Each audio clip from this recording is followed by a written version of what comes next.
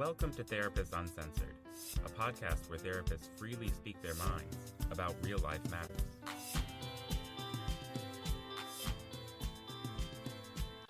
All right, in the spirit of being uncensored, today we have a brave therapist who stepped forward, admitting that she doesn't understand enough about attachment.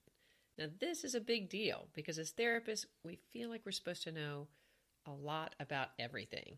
So kudos to those of us brave enough in the world to say when we don't know. In this episode, Sue Marriott talks with her fellow therapist, Tracy Campbell, about attachment theory and how it affects our adult relationships. Now, if these ideas are new to you, don't worry.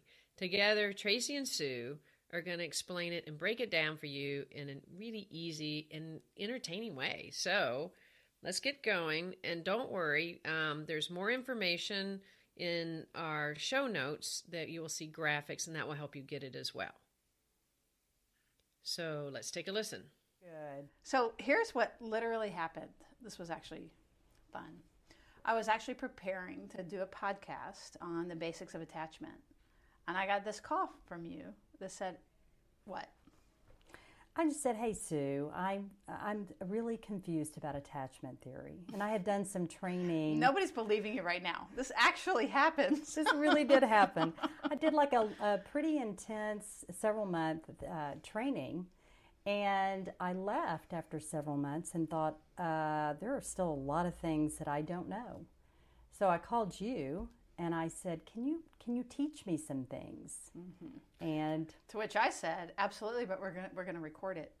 To which I freaked out. And here I am. You were just happy we weren't videoing. I'm very happy we're not videoing.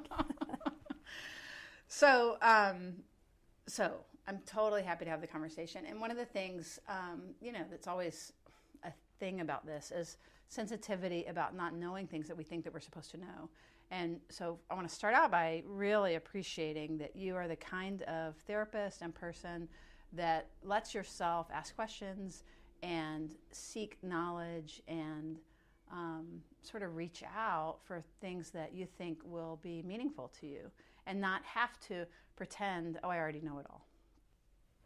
So I just want to start with like the vulnerability of coming in and asking questions and having this go out to the world is like the judgment of that is like it's courageous. And the truth is, and part of why I'm so excited about this is I think the questions that you have and the conversations you want to have are exactly the conversations that our audience, who is super smart, they're lifelong learners, they're interested in sort of where the rubber meets the road and how this stuff affects their life.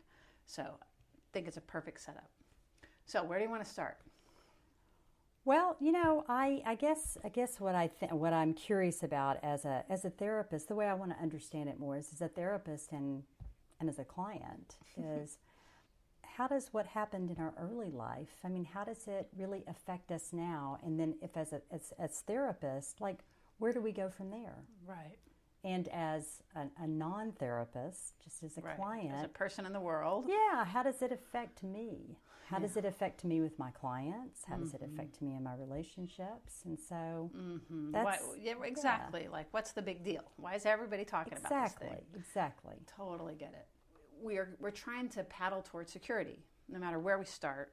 So I want to start with security. So if we basically get it right, we feel understood in the world, it's good enough environment, we're going to develop this system of security so that we, if you think of a toddler, they're holding the skirt of the mom, but then guess what happens when they feel like their battery's full? They run and play, right? What real security is this idea of going into the world and exploring. But then you get scared because something happens in the world, and guess what you do? You run back to your secure base, and then you fill your battery, and then you go out and explore in the world, and you go to the playground, or you ride your big wheel, or you go be big and bold, and then you get nervous, or you get tired, or it's the end of the day, and you run back to your secure base. Such a great way to explain that. Really? It's such a great way of explaining that. That's awesome. Well, that's the loop, right?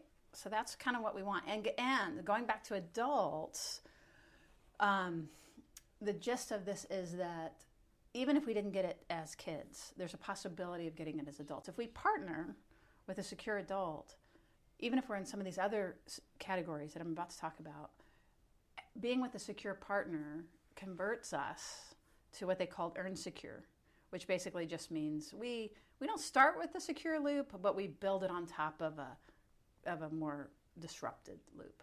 So, all right, so I want to move towards some of the ways things can go wrong. That's the way things can go right. But are we good there? Mm-hmm. Makes sense. All right.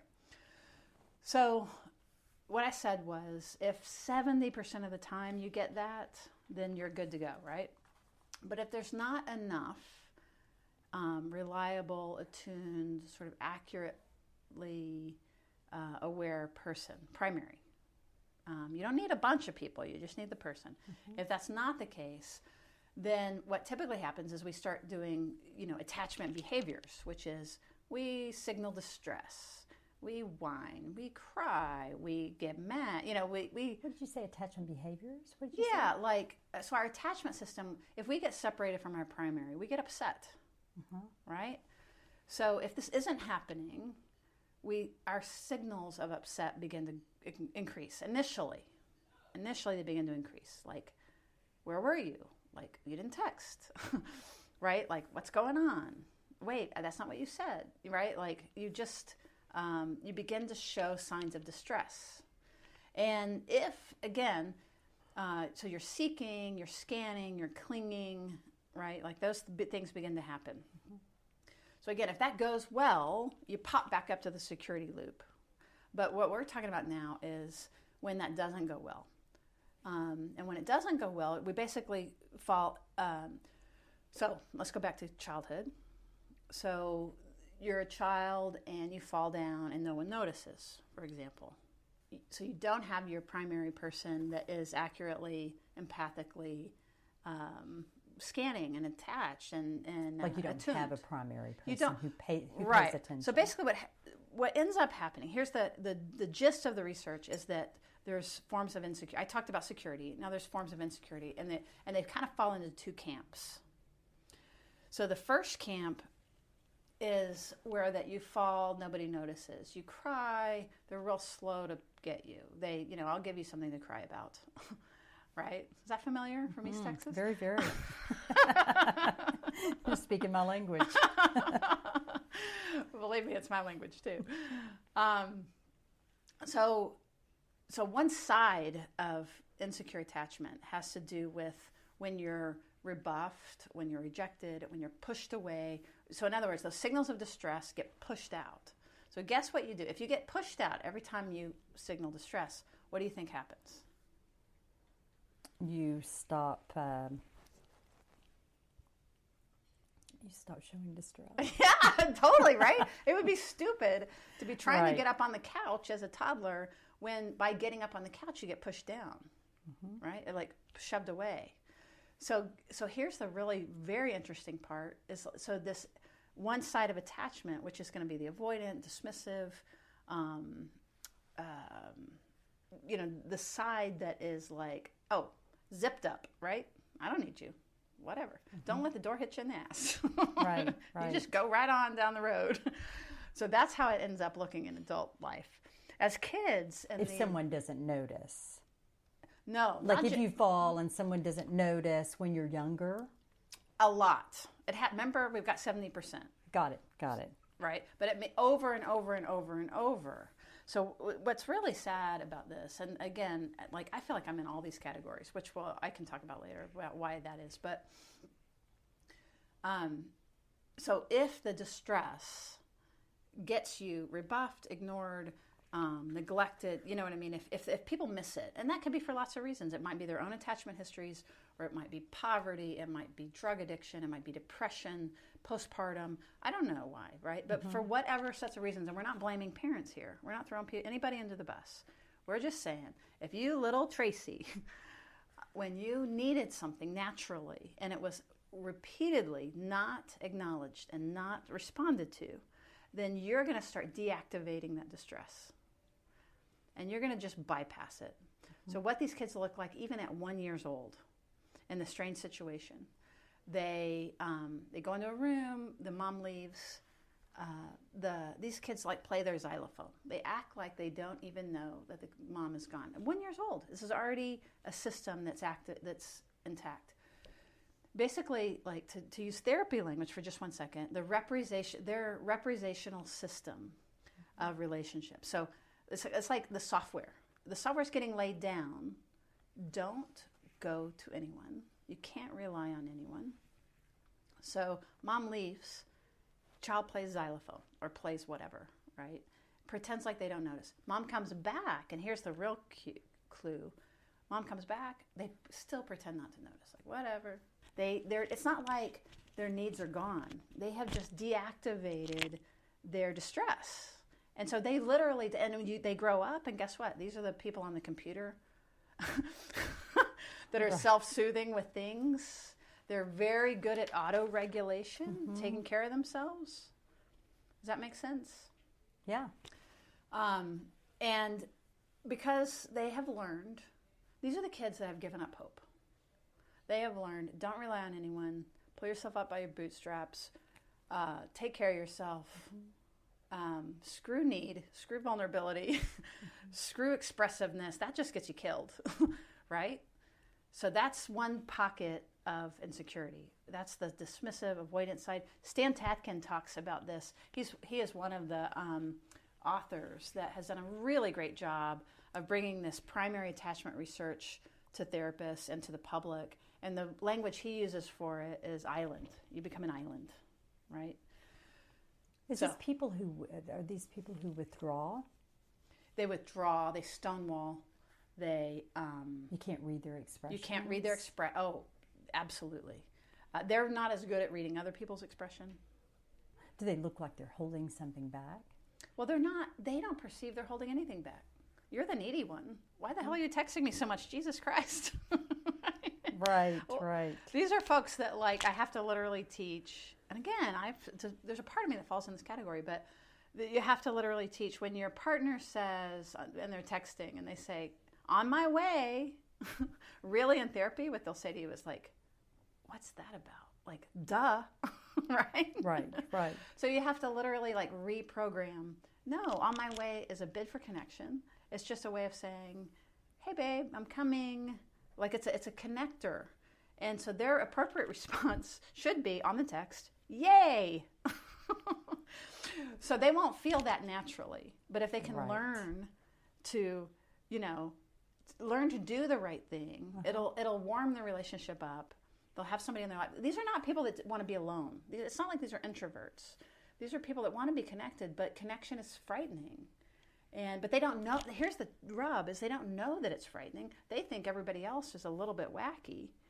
Or I should say, we think everyone else. When I'm in my avoidance state, I think everyone is a little bit like too needy. And I'm the one that's okay. Right? So they're not introverts. No, they're not That's introverts. Interesting. I would have thought something different. Yeah. Introversion and extroversion is a different, it's just a different plane. Got it. This is much more about people's representational expression in the world and what they're, it's as I said earlier, it's like the software. It's like what you've taken in about the world.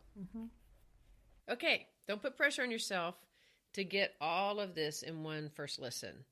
We have lots more information in the show notes, and you can always go back and listen again at another time, go slower, rewind. And if this is too basic for you, no worries there as well, as we're just getting started, and we'll keep expanding on these ideas and getting more advanced as we go along. All right, so you're ready to pop over to the other version of insecurity? Yes. So that was the first. Yes. So at the top, we've got security. That's, if you've heard other previous podcasts, that's the prefrontal cortex. That's our best self. That's what we want. I'm glad we're going back over this. So security is the gold standard. That's a big old beating heart in the front of your forehead, the orbifrontal cortex. That is like when a bad thing happens, we bounce. We're more resilient. We're healthier. We think, when our partner hasn't texted, we think, oh, they must be really busy, right? Avoidance, don't even notice that the partner hasn't texted. And then somebody, are we okay with moving to the other form of insecurity. So Yeah. there's two kinds of insecurity. Got it. Of organized insecurity, Okay. according to the research. And the research is related to Mary Main and John Bowlby and Ainsworth. And then people who have taken it further is Dan Siegel, Stan Tatkin, Stephen Porges. We have a resource list on our website that will have all of the sort of original thinkers.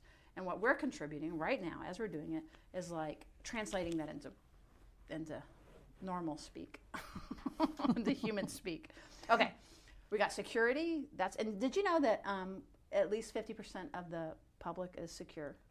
I always thought it was like Bigfoot. It's like, oh, everybody talks about security, but it doesn't really exist. 50%.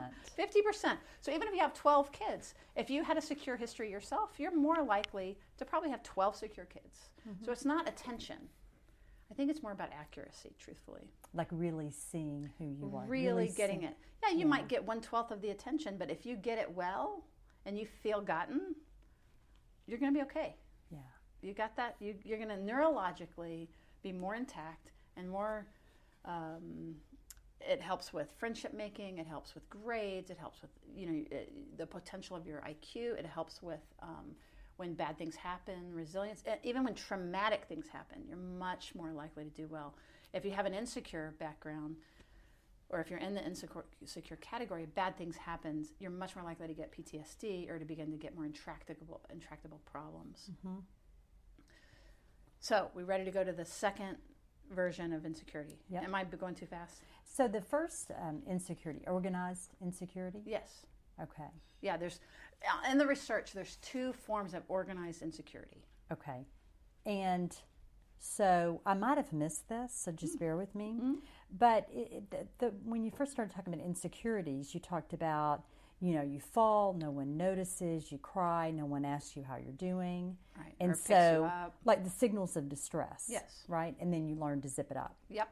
So is that the first insecurity?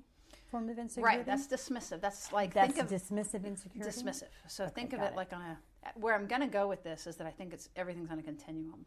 Got it. But right now, the way the research talks is it's in these categories. Okay. That's a dismissive category. Okay. We good? Yep. All right. Now, to the right of that, let's say, is another form of insecurity. So these kids, when they're 1 year old and they're in this strange situation, which the strange situation is the very famous research where the toddler walks in with the mom carries the toddler in, hangs out in this room that they've never seen before, and puts the baby down and walks out. And they measure what the baby's response is, right? So what I've already talked about is what secure babies do. They run to the door, they cry, they're very demanding, they're entitled because they're should be taken care. What happened here? This is a very bad thing. Mom comes back, baby's soothed, and then wants to show them the room and show them the toys. They're very easy to soothe.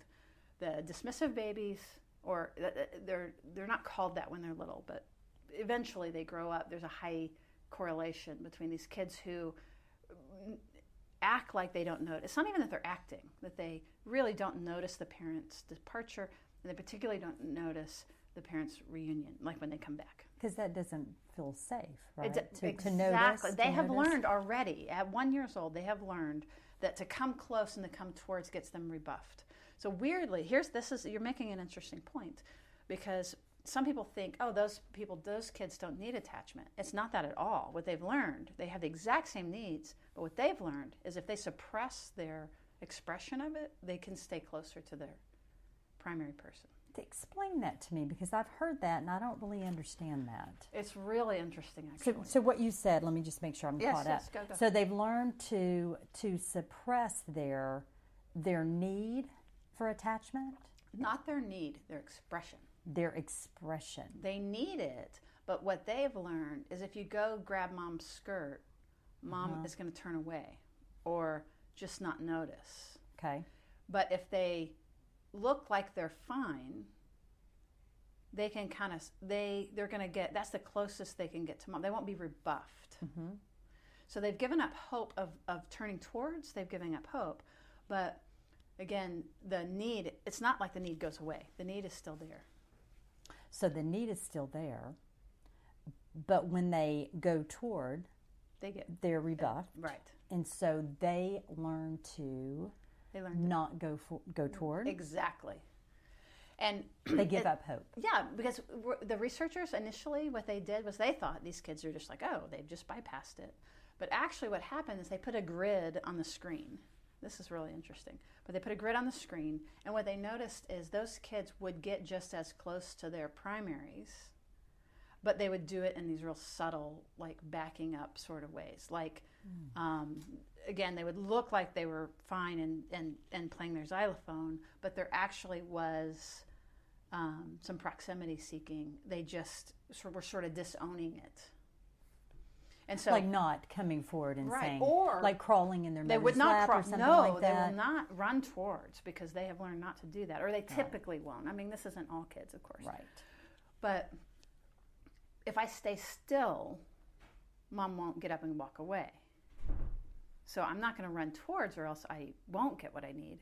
Now, they're not thinking this, of course, right? They've just behaviorally in their body and in their gut learned. Can you give me another example? I think this is one of those things that it's confusing. Has kind of hung me up. Like I get it a little bit, but there's something about it that I don't completely have it. So if little Johnny wants Mom and comes going right up to her, the couch example is just one that comes to mind, and wants to get right up in her lap, right? Well, let's say Mom grew up with a mom who was dismissive. So she's going to be more likely to feel invaded and intruded and see everyone as needy. Remember we talked about that? And so she's more, little Johnny knows that she is going to be more likely, he can be closer to her by just sitting on the floor near her and just doing his own thing is his chance for closeness. Because if he crawls up in her if lap, he crawls up in her lap, she's going to, like even maybe say something quite hurtful, or just suddenly get up and get busy, or put him down, which feels bad. But he could play with his toys. He can play with his toys with his back to her, and we're going to be all good. Now, he's not thinking this. This is what the researchers have found by putting grids on and looking at, these dismissive kids don't need, these avoidant toddlers don't need it. No, it's not that they don't need it. They have that. Their strategy is to disconnect from the expression. Make sense? Disconnect from their expression. Their expression of need. Their expression of need. Got it. Disconnect from their expression of need, and even their feeling of need. Because truthfully, think about like the dismissive adults are just really, they're not full of need and I think it might become more clear as we talk about the other category, but they're not upset. They really do think, I want you close but not too close, which is how they learned as kids. Right. So they're the ones that will come to therapy and be like, it's almost as if you're the one that went and knocked on the door and got them to come. Like really resistant? Yeah, or like I was or really busy. They seem resistant. Well, yeah, but they don't they don't feel resistant. Right. But like I guess it's like is it that client who like you don't really know why they're you don't know not why really they're sure there. why they're there. They don't even know why they're there. Yeah. Right? Or maybe but somebody else referred them. Or they kind of have this vague idea of something that's wrong, but it's that their partner keeps is threatening divorce if they don't talk, or that makes such sense to me. Or it's that I had another I want therapy, but once you settle in, they're busy at work, they're late, they come in and they're like bothered to have to be there, they're like, God, traffic was terrible, They cancel. Right, but it's as if you're burdening them. You suddenly feel like, hey, wait a minute, you signed up for this therapy, you're paying me good money, and somehow I'm bothering you? That's a sign. Right? And believe me. Yeah, like I'm more invested in it than they are. But that is literally, I think, what happens. Now, and here's I can completely, I feel like I'm a recovering dismissive avoidant person. So I get it, and I really, really, I feel like I deeply get it, which is that it was life-saving not to be vulnerable, be expressive, and have needs. It was life-saving. So as I'm laughing, I'm not laughing at, I'm laughing sort of about, it's just a funny set of circumstances sometimes, or even in a relationship, and then somehow they're always bothered by their partner, right? You know, we're much more likely, like, let me say we instead of they, because I really feel that. When I'm in my more dismissive mode, I'm much more likely to feel intruded upon. Like I'm perfectly fine in my individualistic, autonomic loop. But when somebody wants to relate to me, I'm like looking at them like, what? Do you think that they feel intruded upon? Yeah. No, I know. So they like do, when 'cause they I'm one of them. like if they don't, if they don't show up for a session, or if they forget about it, or whatever the reason, Right. and we end up working kind of harder than they are. Yes. Are we bothering them? Yes. Well, the tricky thing it would be to not. It's like not to believe that, but you're going to feel like you're bothering them. Got it. But and your job will be to reconnect them to their need and their felt sense of, oh yeah, I do need this. Oh, I do love that person. Oh my God, if she died tomorrow, I would freak out. Like, so it's that you don't connect them to, like, oh, your partner really loves you. They're like, yeah. But if you like, okay, if tomorrow you went home and your house was empty and she was gone, how would you feel? Connect them to their You connect them to their feelings of need, because remember, the original thing that happened is they disconnected from their vulnerability and their need. That makes sense. So let's pop over to insecure for a minute. The other insecure. The other category of insecure has to do with preoccupation. So on one hand, we have the kid with the xylophone that acts like nothing's going on. And then on the other hand, we have the kid that the mother leaves. Remember the strange situation. And they run to the door just like the secure kids. But the difference between them and the secure kids is that when mom returns, the secure kids' problem is complete, right? They're done. They're happy now pretty quickly. They recover very fast. The anxious kids, the preoccupied kids, they can't be soothed. They have trouble. They'll cling on, but they have a much more difficult time. Their arousal goes really high, and they kind of don't want to be okay. It's not that they don't want to be okay. It's difficult for them to be okay once that arousal goes so high. So what it looks like is mom comes back in, they run to them, they do still have that. So these are the kids of the hope, disappointment, hope, disappointment, hope, disappointment. Whereas remember, the dismissive kids they've lost hope. Anxious kids, preoccupied kids, or preoccupied adults, they also call them, by the way, angry resistant adults. Stan Tatkin talks about it as waves, like phew, lots of affect, lots of feeling that comes towards you. But so you said hope, disappointment. Hope, disappointment. Like, oh, there's mom. Oh, she's gone. Oh, there, she's gone. So these kids have been responded to inconsistently. So they're not missed when they fall, but maybe they're missed when they fall sometimes. But then all of a sudden they're swooped up and they're taken care of, and they begin to get hope that everything's going to be okay. And then the next thing happens, and then the mom or the primary is distracted, is consumed with their own feeling, basically usually their regulation system is off too. And that's the biggest predictor. Did you know, here's an interesting thing, that you can predict the attachment of the child by the attachment of the parents when they are pregnant, before the child is born. If we don't interrupt it, if we don't do this is why that we want to do this podcast, that we really want to get this news out, that it's very changeable and there's a lot of hope. But let's go back to anxious and preoccupied if we can. So preoccupied adults are the ones that, why haven't you texted me? Why are you doing that? No. There's a lot of information seeking. They're, and they're like, look, I just came home from work. I was a little bit off, and what they don't realize is that by what are you doing? What like the questions and the thing and right why are you so late? Exactly. So there's a lot of affect.